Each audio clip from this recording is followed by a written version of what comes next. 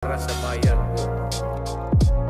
Nung siya pa ang nakaupo, ramdam natin ang kaligtasan. Pagkat dahil sa kanya, ang krimen ay nabawasan. Mga adik inorasan at sila ay pinasuko. Sa bayan kong Pinas, siya ang tunay na may puso. Ngunit ngayong tapos na ang kanyang panunungkulan. Kung tratuhin ng gobyerno parang salot sa lipunan. Siya'y pinagkaisahan ng mga nakaupo. Sa laban mo kasama kaming mga taga Cotabato. Ganito ba talaga ang batas sa Pilipinas? Sino pa yung nasa tama ay siya pa ang nakaposa? Puti pa yung mga adik, meron kayong malasakit. Paano naman yung ginahas at pinatay ng adik? Sa guna niya nakasambi ang pagkamalapad silak. Mimbaso bang imatay, no tagaw ang makagilak. Araw-araw may patayan na tila babaligsahan. At ang mga mahihirap ay lalo pang nahirapan. Duterte pa rin kahit na ano man ang mangyari. Duterte ang pinakamagaling na presidente. Sa laban mo Duterte, kakampi mo ang marami.